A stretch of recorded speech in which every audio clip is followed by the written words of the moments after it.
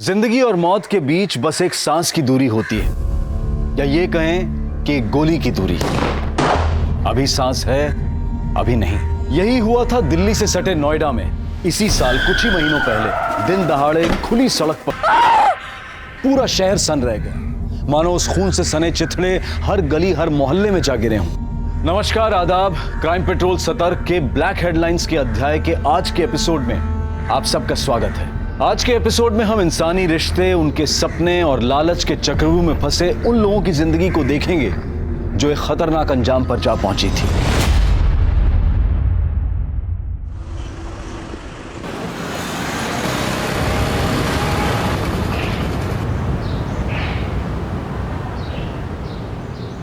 अम्मा, ये लो आपका आटा। अरे बेटा, बहुत जल्दी आ गया। चक्की में भीड़ नहीं थी क्या? अम्मा, अपने लिए कैसी भीड़?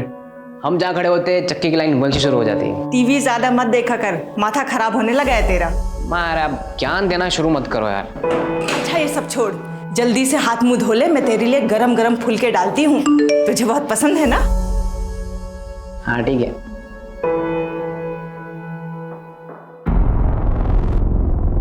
अम्मा, मैं आता हूँ। अरे कहाँ जा रहा है? अरे मैं यूं क्या यूं फुलके डालो ना। अरे बेटा खाना तो खा के जा। मैं आ रहा हूँ।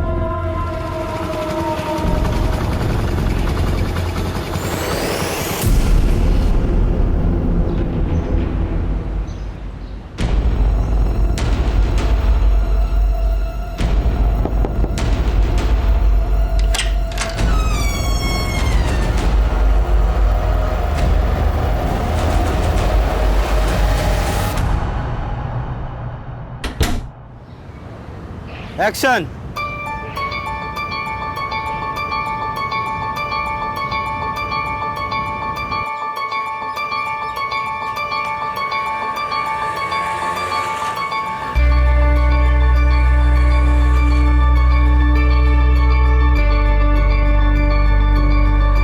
एक्सक्यूज मी, ये आपका वॉलेट वहां गिर गया था। अंकल, माँ के ऑपरेशन के लिए 10,000 रुपये चाहिए। कहीं से अरेंज करा दो। माँ का ऑपरेशन नहीं हुआ, माँ मर जाएगी। अरे वाह रोहित, बहुत कमाल का वीडियो बनाया है। Thank you. वैसे कुछ तो बात जरूर है तुम में, तभी तो तुम्हारे सोशल मीडिया में लाखों में फॉलोअर्स हैं। ऐसी इंस्पिरेशनल वीडियोस बनाकर टिंग टोंग का स्टार बनाऊं मैं ना इसको अभी ऐप पर डाल देता हूँ, तो ये कल तक वायरल भी हो जाएगी। और उस पे पहला लाइक और कमेंट मेरा ही होगा। अच्छा, मैं निकलता हूँ, फिर मैं बाद में आता हूँ। बाय, मैं निकलता हूँ। अच्छा ठीक है।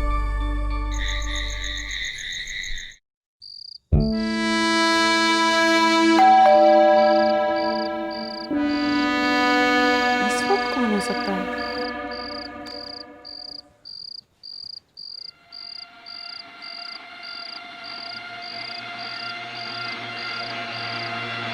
कौन है?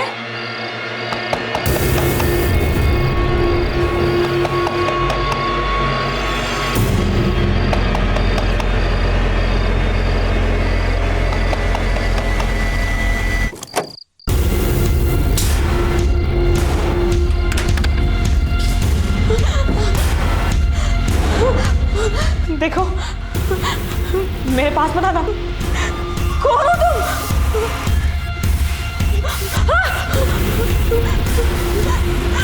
प्लीज छोड़ दो मुझे, प्लीज मुझे छोड़ दो।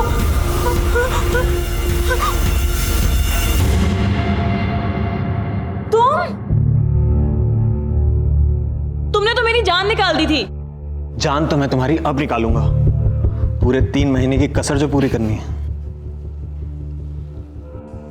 बेटा, अच्छा सुनो, गर्लफ्रेंड है मेरी, इस टेबल पे अच्छे सर्विस करना, ठीक है? धीरज, इतने पैसे कहाँ से है तेरे पास? छोड़ना यार, वैसे तू बहुत बड़ी हॉट लग रही है, एक किस तो बनता है।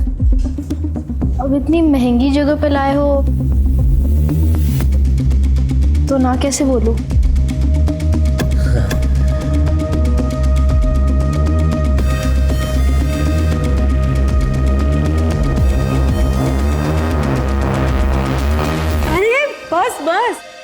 सारी कसर तुम्हें आज ही पूरी करनी है क्या? थोड़ा रेस्ट भी कर लो। अच्छा, तुम्हारे लिए कुछ खाना बनाओ? क्या खाओगे तुम?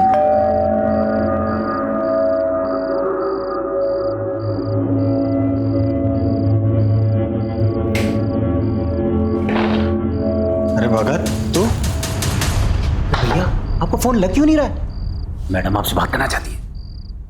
अरे यार बैटरी खत्म हो गई, ला दे। ये लो ना। हेलो, क्या बात है, जब से बीवी के पास गए हैं हमें भूलने लगे हैं। अरे तुम्हें भूल सकता हूँ क्या? तुम तो मेरी जान हो। अच्छा विवेक, अब जब नोएडा पहुंच ही गए हो तो अपने यूपी, दिल्ली, हरियाणा के सारे काम निपटा लो और फिर आ जाओ यहाँ अपनी जन्नत गोवा में पूरे 2 महीने के लिए। क्या कहते हो? तुम्हारा आदेश सर आंखों पे। Bye, good night, love you.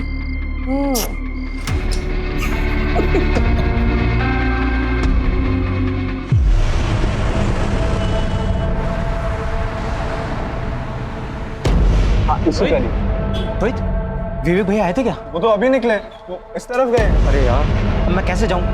उनका फोन भी नहीं लग रहा। मेरी बाइक ले जाओ ना, हेलमेट भी है उस पे। ये लो चाबी।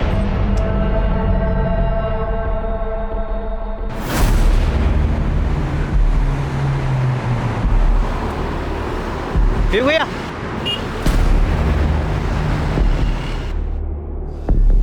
क्या हुआ भगत? भैया ठाकुर अभी अभी निकला है।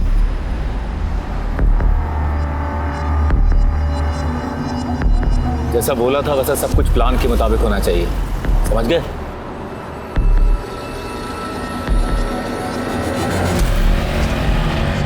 मदन का बोला उसको आगे मोड़ पे खड़ा है।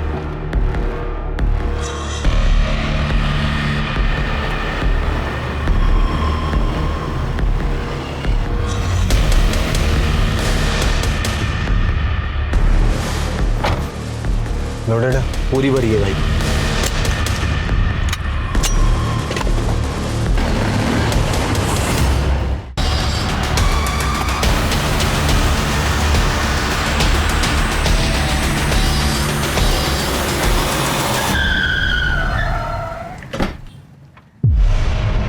बाहर निकल, बाहर निकल। चल हाथ ऊपर कर। तू बात कर रहे हैं ना? हाथ ऊपर।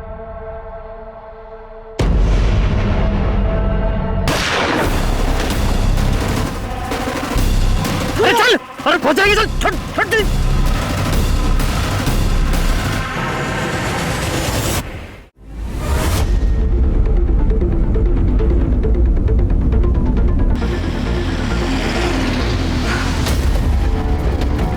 जैन सर। जैन, हटो हटो हटो, हटिए हटिए आप लोग।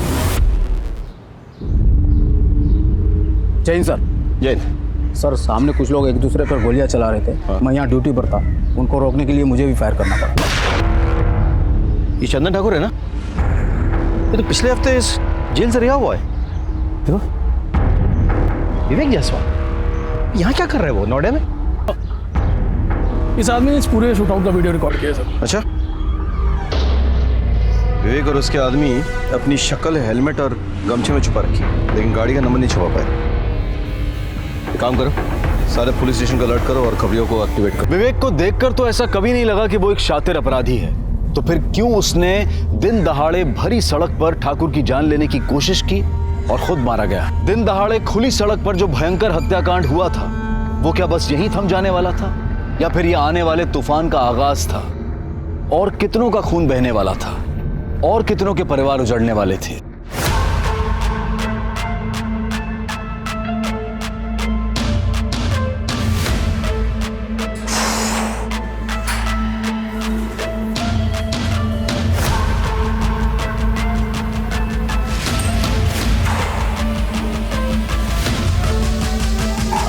रोहित,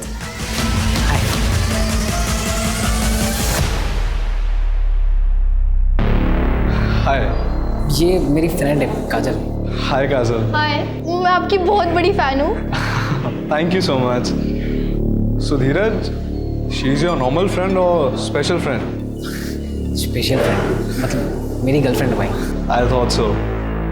देखिए, मैं आपकी तरह वीडियोस भी बनाती हूँ। Sure sure.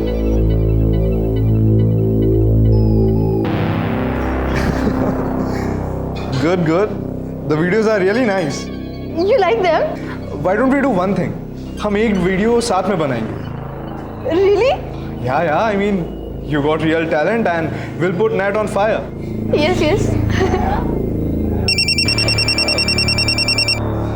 Just a second. Hey, hi.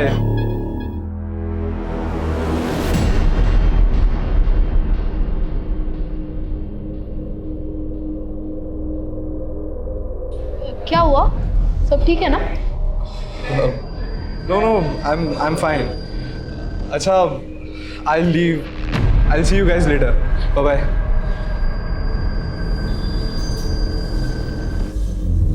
Sir लगता है फिर से गैंग वॉर शुरू हो गया. बात कुछ समझ में नहीं आई. विवेक लो प्रोफाइल रहकर वारदात करने में माहिर था. अगर उसे चंदन को मारना ही होता तो इस तरह से खुलेआम पब्लिकली सबके सामने क्यों? मतलब वो किसी सुनसान जगह में चुपचाप करता. ऐसे तो कुछ तो गड़बड़ है. हाँ, एक काम करो, विवेक का फोन चेक करो. हाँ, पता करो कि उसकी किससे बातचीत हो रही थी, किसके साथ उठना बैठना था, आजकल रह कहाँ रहा था. वो 5 साल से गायब था. वो अभी कहाँ रह रहा था. वो शायद वहाँ पे कुछ सुराग मिल जाए. तब तक मैं उनके बाप से मिल के आता हूँ. सर, इन लोगों का बाप कौन है? सरताज.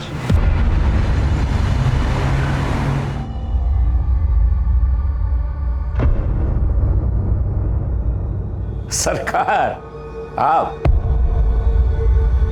मुझे लगा ही था आप ही होंगे. अच्छा, भविष्यवाणी करने की दुकान खोल रखी है क्या? नोएडा में इतना बड़ा कांड हो गया, मुझसे मिलने तो आना ही पड़ेगा ना. मतलब खबर थी, यानी कि कांड तुमने करवाया? देखो सर, इस कांड में मेरा कोई हाथ नहीं है.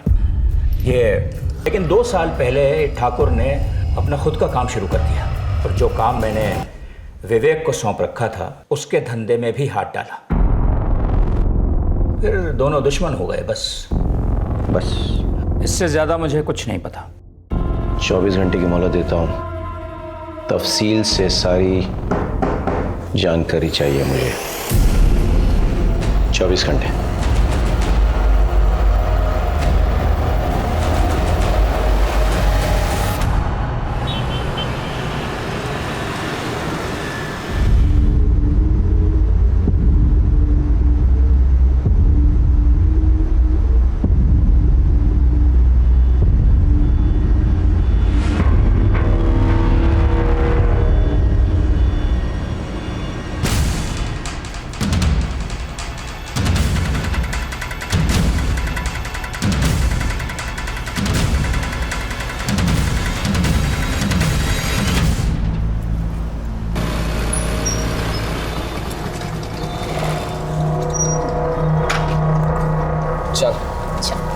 कल मिलते, ठीक है?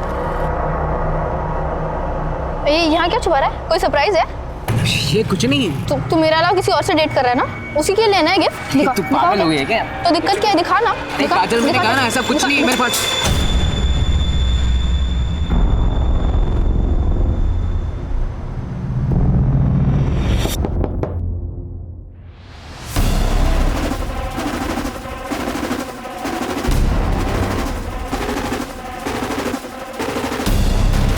अब तेरा मर्द बनने का टाइम आ गया है. तो पकड़. अरे मर्दानगी मुबारक हो.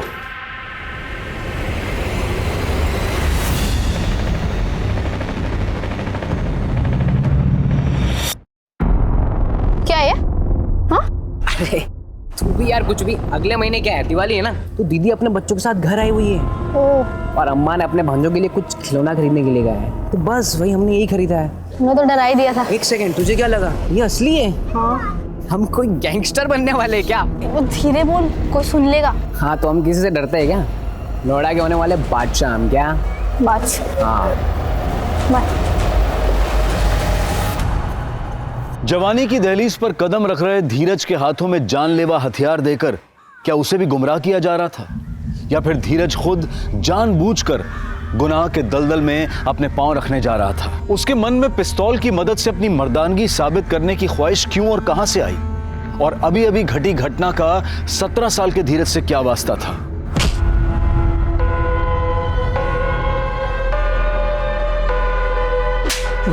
भाई मुझे माफ कर दो भाई, दोबारा मैं नहीं करूंगा भाई, मुझे माफ भाई, भाई मैं दोबारा नहीं करूंगा भाई, प्लीज भाई, प्लीज भाई।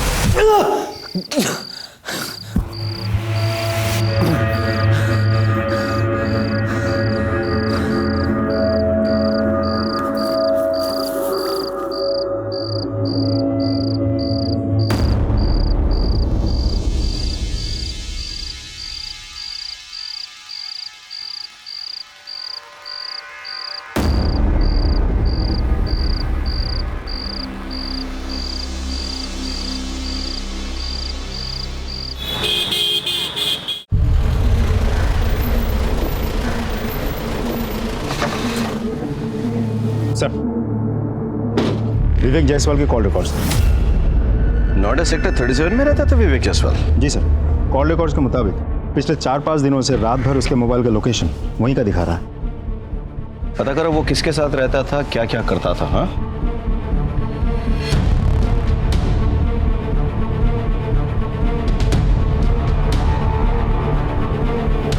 इस घर में जो आदमी रहता था उसके साथ कोई और भी रहता था?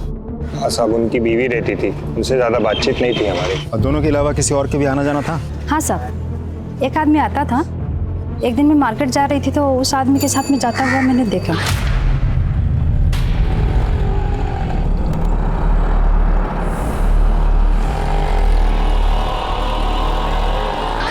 आप उस आदमी का स्केच बनवा सकती हैं? हाँ जी साहब। ठीक, हम एक स्केच आर्टिस्ट को बुलाते हैं, आप उस आदमी का हुलिया उसे बता देना। हाँ जी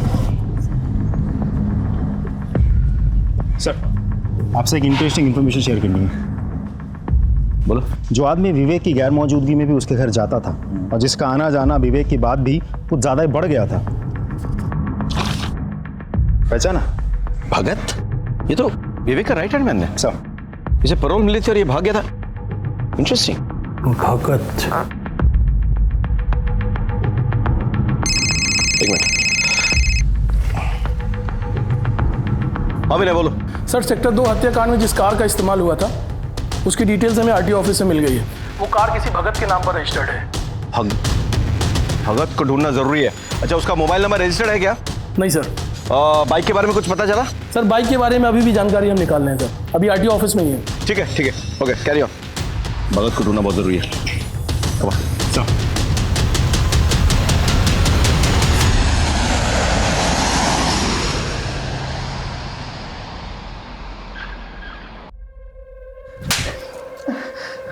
ये सब हुआ कैसे और तू कहाँ मर गया था तब?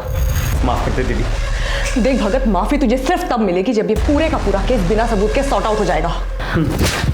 और ये दूसरा थप्पड़ इसलिए ताकि तुझे याद रहे कि ये पूरा मैटर फटाफट रफा दफा करना है, वरना तेरी खैर नहीं, समझा तू?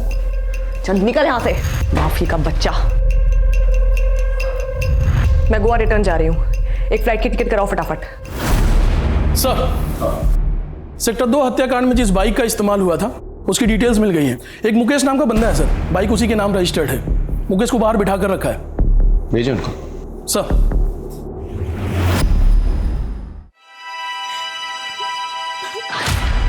तुमने तो मेरी जान निकाल दी थी। जान तो मैं तुम्हारी अब निकालूंगा, पूरे 3 महीने की कसर जो पूरी करनी है।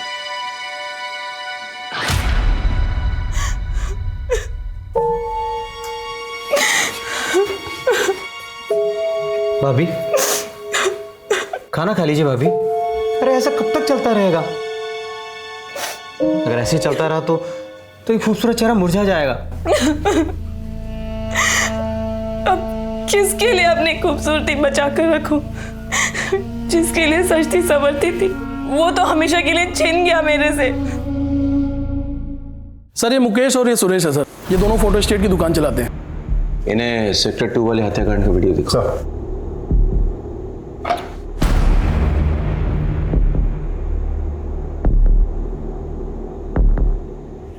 इस बाइक को पहचानते हो? जी, ये तो मेरी बाइक है और हेलमेट भी मेरा ही है। और हेलमेट के अंदर? सर, मैं नहीं हूँ। तुम नहीं हो तो फिर तुम हो? नहीं सर, भगवान कसम, मुझे तो बाइक चलानी भी नहीं आती सर। तो फिर कौन है? तो ये है ना? बोल। नहीं साहब, मुझे स्लिप डिस्क है, बाइक चलाने से दर्द बढ़ता है और सुरेश को तो बाइक चलाना आता ही नहीं। तो मैंने बाइक अपने दोस्त को दी थी।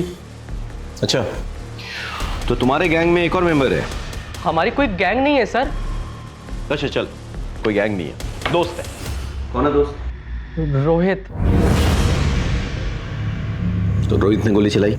नहीं सर, रोहित से तो ये छोटा लग रहा है, और वैसे भी sir Rohit social media star है, सब यंग लड़के लड़कियां उसे जानते हैं। ये फोटो देख, जानता है इसे? हाँ, ये तो हमारे शॉप पे आते थे फोटो स्टेट कराने। क्या बात है सर जी, आप कब आ गए? बस कुछ दिन पहले। कैसा हीरो? बस मस्त भैया, आपका आशीर्वाद है। मुकेश, ये ले इसकी 3 कॉपी कर दे। तो इस नामचीन गैंगस्टर को जानते हो तुम? दोस्ती है तुम्हारी? नामचीन गैंगस्टर? नहीं सर, ये तो विवेक भैया है, ये तो बड़े शरीफ आदमी थे। इस शरीफ आदमी से तुम्हारी पहचान किसने करवाई? सर रोहित ने मिलवाया था। रोहित कहाँ पे है? नहीं पता सर। सर मैं फोन करता हूँ। स्पीकर पे डाल। जी sir. The number you are trying to call is currently switched off. Please try again later. दोनों को बिठा के रखो और रोहित का पता लगा। चलो। धीरज, मैंने तुझे जो घोड़ा दिया था ना, अब उसका इस्तेमाल करने का वक्त आ गया है। ये दोनों मेरे आदमी हैं, दीपक, सपरू। ये तेरे साथ जाएंगे तेरा जिगरा देखने के लिए। जी भैया। सर, और उसके सेक्टर 2 हत्याकांड में सर जिस बाइक का इस्तेमाल हुआ था, वो बाइक गोल मंदिर के पीछे एक दुकान है उसके सामने से मिल गई है। ये उस दुकान की सीसीटीवी फुटेज है सर।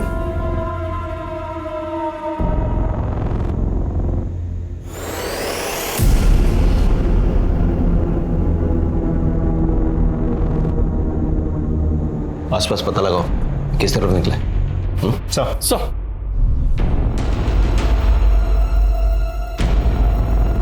सुनिए जरा, इस आदमी को देखा है? हाँ सर, ये आदमी यहाँ पर आया था, मुझे लेके वहाँ से एक बंगलों में गया, वहाँ से एक मैडम लिए, सेक्टर नंबर 10 में लोग को छोड़ा मैं। तुम्हें इतना सब कुछ कैसे याद है? सर वो मैडम बहुत रो रही थी, इसीलिए मुझे याद है।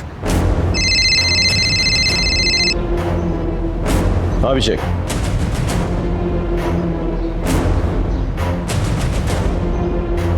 अच्छा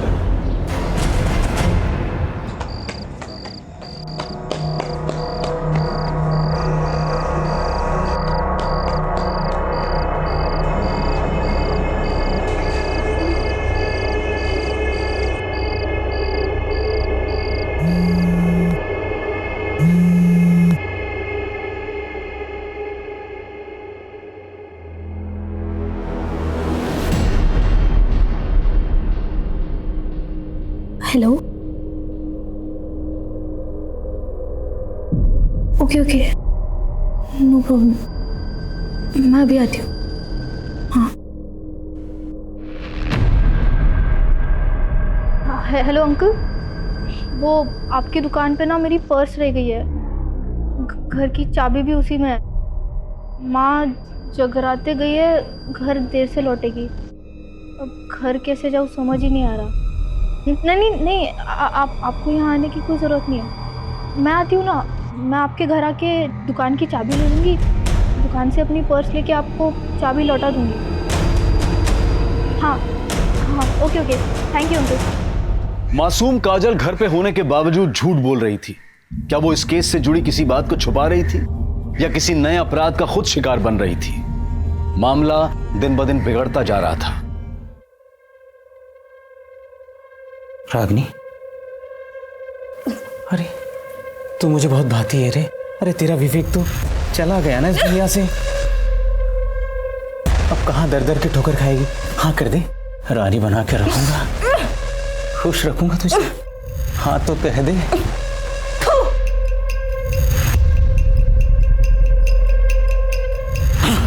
सारा मूड खराब कर दिया।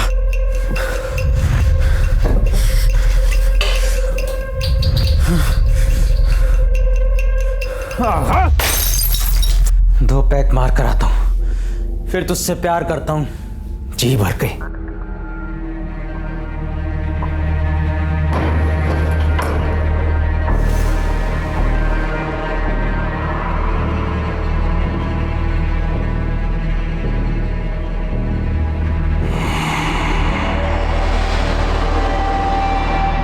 काजल के इतने सारे मिस कॉल्स।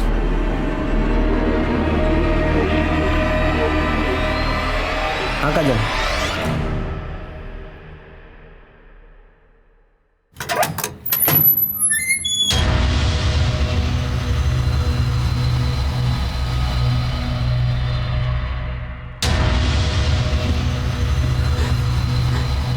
मेरे पास मत आना, वरना मैं अपनी जान ले लूंगी।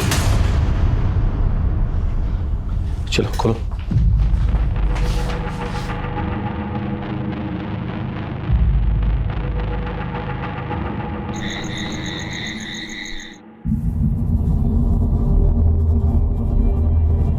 आप विवेक की पत्नी हो ना?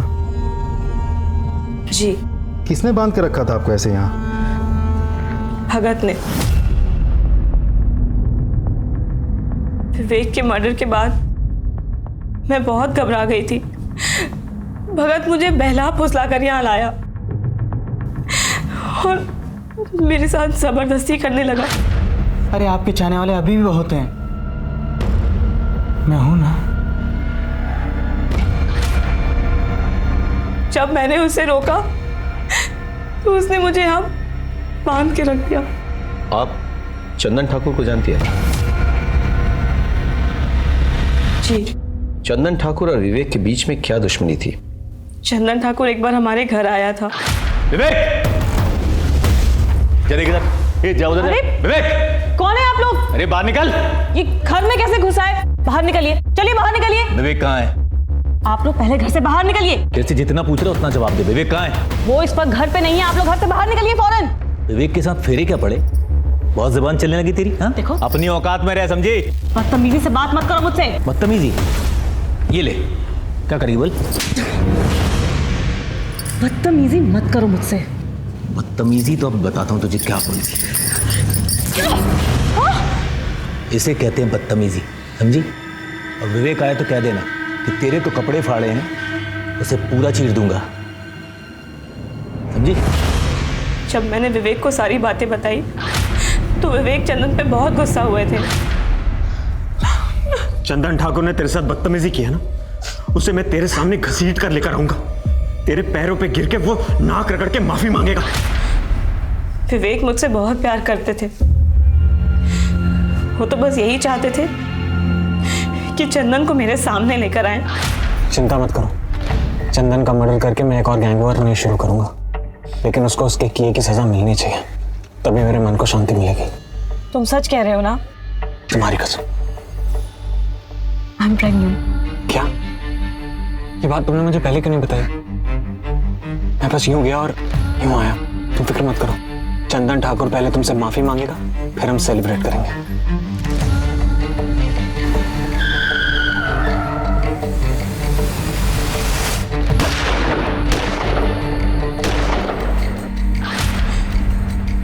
वो मेरी और हमारे होने वाले बच्चे की झूठी कसम कभी भी नहीं खा सकते। अच्छा, भगत का नंबर तो होगा आपके पास? हाँ सर, पर भगत ने अपना और मेरा फोन और सिम दोनों ही डिस्ट्रॉय कर दिया विवेक के मर्डर के बाद। विवेक चंदन को नहीं मारना चाहता था। विवेक ने हवा में फायर किया, करेक्ट? लेकिन विवेक को गोली लगी। भैया! गोली किसने लगाई? हमारे पेट्रोलिंग कांस्टेबल। फिर ये दूसरा बंदा है, इसने चंदन को गोली मार दी और उसके बाद ये विवेक को यहाँ से लेके जाने की कोशिश कर रहा था, लेकिन भगत ने आगे इसके कान में कुछ फुसफुसाया। पता नहीं क्या कहा, शायद ये कहा कि विवेक मर चुका है, लेट्स एस्केप। जो भी है, कुछ गड़बड़ है। समझ रहे हो? इस कांस्टेबल से बात करनी होगी और भगत का पता लगाना होगा, क्योंकि वो जानता है कि ये बंदा। सर, एक इंफॉर्मेशन मिली है सर। रोहित ने अपना फोन थोड़ी देर के लिए स्विच ऑन करके किसी काजल नाम की लड़की को फोन किया और उसके बाद से उसका मोबाइल स्विच ऑफ हो गया। कहाँ रहती है काजल? रोहित तो सोशल मीडिया स्टार है। Hey, hi fam, this is your Rohit and today we are going to perform bench press. ये भाई कम ऑन। आइडल है वो मेरा। हम लोग साथ में वीडियो भी बनाने वाले थे। हम एक वीडियो साथ में बनाएंगे। उसका कॉल आया था मुझे, कह रहा था कि गलती से किसी रसूख वाले का वीडियो बना लिया उसने और वो लोग उसके पीछे पड़े हैं। तो एक रात के लिए छुपने की जगह चाहिए थी उसे, तो मैंने उसे अपनी अंकल की दुकान पर छुपा दिया।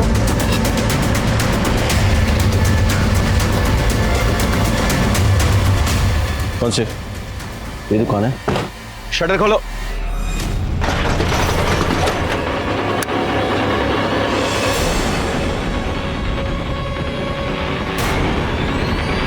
डरे सहमे शहर में मानो आतंक फैल गया। नोएडा में सेक्टर 2 हत्याकांड के बाद टिंग टोंग स्टार रोहित की गोली मार के हत्या। कहीं इस हत्याकांड के तार सेक्टर 2 हत्याकांड से जुड़े हुए तो नहीं है? सड़क पर हुए हत्याकांड की तहकीकात चल ही रही थी कि उसी केस से जुड़ी रोहित की हत्या ने इस पेचीदा केस को और भी उलझा दिया। किसी की जान लेने के लिए एक गोली भी काफी होती है, लेकिन जब गोलियों की बौछार करके किसी की हत्या की जाए तो इसका मतलब होता है कि मारने वाला या तो कुछ साबित करना चाहता है या फिर वो अपनी गहरी नफरत का इजहार कर रहा है। इस केस में वाकई हुआ क्या था, आइए देखते हैं। सर, सेक्टर 2 शूटआउट में भगत शामिल था। रागिनी को बंधक भी भगत नहीं बनाया था। सर, मुझे तो लगता है रोहित का मर्डर भी भगत नहीं। भगत क्यों रोहित को मारना चाहेगा? सर, भगत रोहित की बाइक लेके गया था। मेरी बाइक ले जाओ ना, हेलमेट भी है उस पे। ये लो चाबी। तो हो सकता है रोहित के पास भगत के बारे में कुछ ज्यादा ही जानकारी थी, जो आगे चल के भगत के लिए खतरनाक साबित हो सकता था। भगत वैसे भी हमसे भाग ही रहा था, हमारे रडार पे था वो। हम कैसे भी करके अगर रोहित तक पहुंच जाते तो शायद रोहित भगत के बारे में सारी जानकारी हमें दे देता और भगत का गेम ओवर हो जाता। अच्छा, ये सेक्टर 2 शूटआउट में जो कांस्टेबल इन्वॉल्व था वो कब आ रहा मिलने? सर, वो कल सुबह पुलिस स्टेशन आ रहा। सर, चंदन ठाकुर ने मुझे 2 लाख रुपए देने का वादा किया। रागिनी जी, जब भगत आपको यहाँ से ले गया और बंधक बना के रखा, तब उसकी बातों या चाल से आपको कुछ अंदाजा हुआ कि वो कहाँ जाने वाला था, किससे मिलने वाला था, क्या करने वाला था? जी नहीं। याद कीजिए रागिनी जी, प्लीज।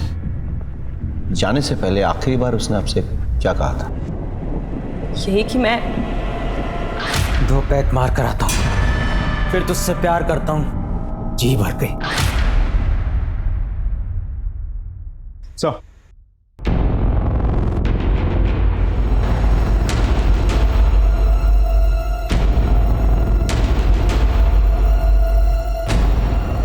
इस आदमी को देखा है? हाँ सर, आया था 1-2 दिन पहले। सर, जब लास्ट टाइम आया था तो पैक मारा और फिर यहाँ से चला गया। फिर वापस सर आया तो बोला कि मोबाइल मेरा खो गया, अर्जेंट कॉल करने। फिर मेरे ही सर मोबाइल से कॉल किया और एक गाड़ी आई, फिर उसमें बैठ कर चला गया। कौन सा नंबर पे फ़ोन किया था? और एक्चुअली क्या है कि नंबर तो बहुत आते रहते हैं, नंबर याद नहीं है। ध्यान से देखिए, क्या पता नंबर मिल जाए। तो सॉरी, डिलीट हो गया सर। कोई बात नहीं, मुझे आपका नंबर मिल सकता है? Sure sir. Hello, sub inspector Abhishek Tripathi बोल रहा हूँ। मैं आपको एक नंबर भेज रहा हूँ, उस नंबर के पिछले 1 हफ्ते की कॉल डिटेल्स चाहिए मुझे। सर, बार मैनेजर की कॉल रिकॉर्ड्स आ गई है। भगत ने उसके नंबर से जिस नंबर पर कॉल किया था, वो नंबर किसी मनोज शास्त्री के नाम पर रजिस्टर्ड है। मनोज शास्त्री? सर, ये नंबर आपका है? जी सर, ये नंबर मेरे नाम पे है, पर मेरे पास नहीं है। तो फिर किसके पास है? दरअसल वो नंबर मैंने अपने बड़े भाई को दिया है। बड़े भाई? कौन बड़े भाई?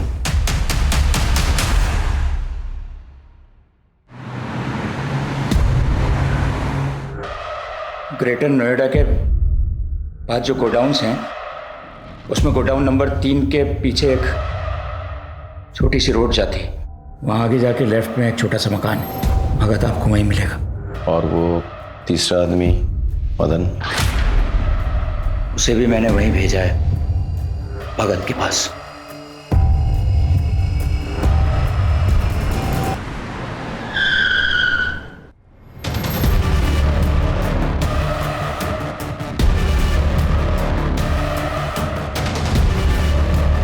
ए भगत, पुलिस!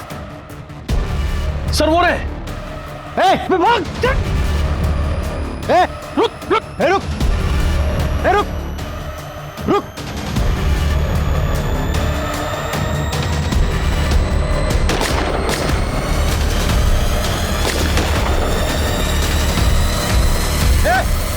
रुक जा!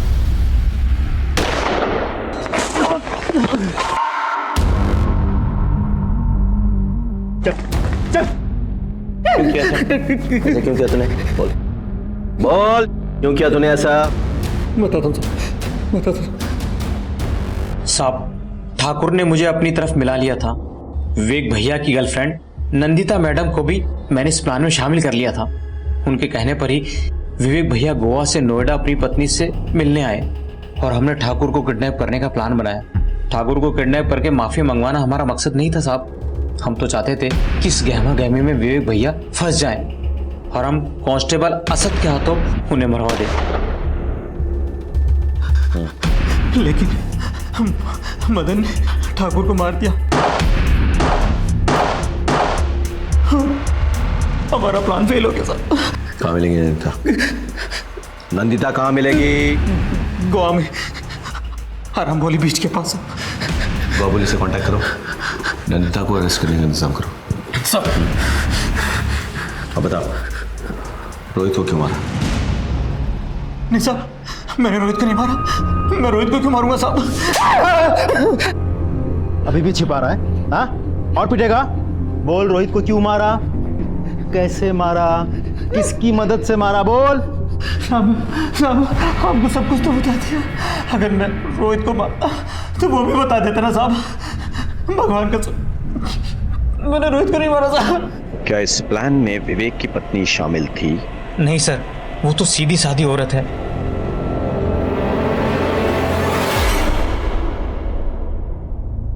मुझे तो लगा था कि विवेक सिर्फ मुझसे प्यार करते हैं, लेकिन वो अब तक मैं यही समझ रही थी कि हमारा तो जन्मों जन्मों का साथ है, लेकिन वो तो एक जन्म भी मेरे साथ ईमानदारी से नहीं निभा सका। मुझे तो लगा था कि वो नोएडा सिर्फ मेरे लिए आया है, लेकिन वो नंदिता नंदिता को गोवा पुलिस ने सर अरेस्ट कर लिया, लेकिन उसका यह कहना है कि वो किसी रोहित को नहीं जानती। अभिषेक सर, याद करो, जब हम रोहित को ढूंढते हुए काजल के अंकल की दुकान पहुंचे तो हमें क्या मिला? यानी कि कोई जबरदस्ती दुकान में घुसाया था और उसने रोहित को मार डाला। लेकिन सोचने वाली बात यह है कि यह जगह रोहित की रोज के जाने वाली जगह नहीं थी। शायद वो पहली बार गया था, तो किसी को कैसे पता कि रोहित वहां है? Important point. अब ये सोचो कि काजल के अलावा और कौन जानता था कि रोहित उस दुकान में छिपा हुआ है? रोहित दुकान में छिपा हुआ था, ये बात तुम्हारे अलावा और किसी को पता था? नहीं सो। आयशा? हाँ। अच्छे से याद करके बताओ, शायद तुमने किसी और को बताया हो। नहीं तो यार। हाँ, मैंने ये बात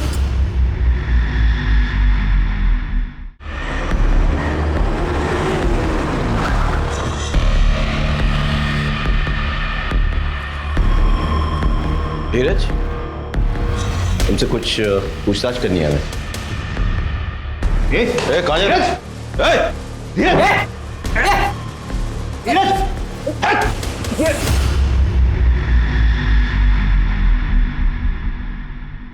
सर मैं सच बताता हूँ, मुझे माफ कर दीजिए सर। मैं बस दबंग बनना चाहता था। क्यों? क्योंकि गली मोहल्ले में आते जाते लोग मुझे परेशान करते थे सर, मेरा मजाक उड़ाते थे, मुझे मारते थे सर, और मैं कुछ नहीं कर पाता था। फिर मैंने एक दिन मनदीप भैया को देखा, लोगों ने सलाम दुआ कर रहे थे, उनके पैर छू रहे थे। मैंने सोचा मुझे भी ऐसी इज्जत चाहिए, इसलिए मैंने उनसे दोस्ती कर ली। अपनी काबिलियत और मर्दानगी साबित करने के लिए उन्होंने मुझे रोहित को मारने का काम दिया। इसे जानता है? नहीं भैया। इसे मारना है, इसे ढूंढ और जैसे ही दिखे मुझे खबर कर। इत्तेफाक से रोहित को मेरी गर्लफ्रेंड काजल ने उसके अंकल की दुकान पर छुपा कर रखा था। धीरज, पता है आज क्या हुआ? क्या हुआ? वो सोशल मीडिया स्टार है ना रोहित, तुम्हारा दोस्त, उसका कॉल आया था मुझसे हेल्प मांग रहा था। उसे ना एक रात के लिए छिपने की जगह चाहिए थी, मैंने उसे छिपा दिया अपनी अंकल की दुकान पे। मैं गया वहां पे, मैंने दुकान का ताला तोड़ दिया। धीरज तू? और मैंने रोहित को गोलियों से मार दी। ये क्या?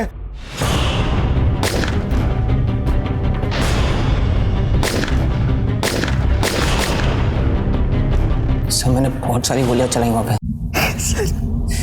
सर मुझे माफ कर दीजिए सर।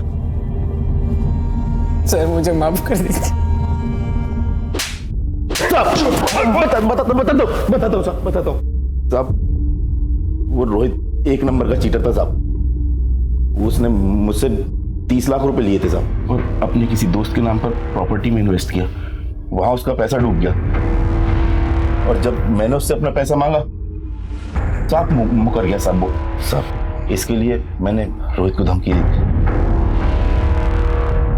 तो रोहित ने सरताज भाई और विवेक से प्रोटेक्शन लिया, लेकिन मैं घात लगाए बैठा हुआ था। शूट आउट में विवेक की मौत हुई, फिर उसे बचाने वाला कोई नहीं था साहब। और धीरज भी काफी दिनों से मेरे पीछे पड़ा हुआ था कि मुझे दबंग बनना है। मैंने सोचा कि जब पराई लाठी से सांप मरता है तो अपनी लाठी का इस्तेमाल करने की क्या जरूरत। अब मैंने धीरज को बोल दिया कि तू मार दे रोहित को। तुझे तो मैं ऐसी सजा दिलवाऊंगा, कोई भी कमीना कभी भी मासूमों को अपराध के राह पर डालने से पहले 10 बार सोचेगा।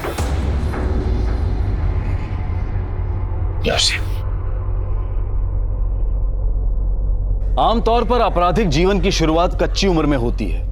फिल्मों और दूसरे माध्यमों में जिस तरह से दबंग, डॉन्स और गैंगस्टर्स को ग्लैमरस रूप में परोसा जाता है, उसका गहरा असर कच्ची उम्र के बच्चों पर पड़ता है। धीरज के साथ भी यही हुआ था। काश उसकी मां अपने लाडले की चाल ढाल में आए बदलाव को समझकर उसे रोक पाती, तो आज धीरज गुनहगार नहीं बनता। वहीं दूसरी तरफ सोशल मीडिया स्टार रोहित ने पहले तो पेशेवर अपराधियों से 30 लाख रुपए लिए, और जब उसे लौटाने का मौका आया तो उसने एक दूसरे बड़े डॉन से लेनदारों के खिलाफ प्रोटेक्शन ले लिया, बिना ये सोचे समझे कि ये गैंगस्टर्स और ये सो कॉल्ड डॉन्स जब खुद अपने आप को हमेशा के लिए कानून से नहीं बचाकर रख सकते हैं तो किसी और की सुरक्षा क्या करेंगे। और अंत में वही हुआ। रोहित, धीरज और मनदीप के गुंडों की गोलियों का निशाना बना। अपने घरों में अपने बच्चों की संगत पर नजर रखें, उनके चाल चलन में आ रहे बदलाव को अनदेखा ना करें, और अपने घर में, अपने समाज में ऐसा वातावरण बनाएं कि इनकी अगली पीढ़ी के आदर्श वाकई में आदर्श व्यक्ति हो। अब मैं अनूप सोनी आपसे विदा लेता हूं। फिर मुलाकात होगी क्राइम पेट्रोल सतर्क के ब्लैक हेडलाइंस अध्याय में एक और नए केस के साथ। और याद रखें, क्राइम और आपके बीच में सिर्फ इतना फर्क है कि आप कितने सतर्क हैं। सतर्क रहें, सुरक्षित रहें। जय हिंद।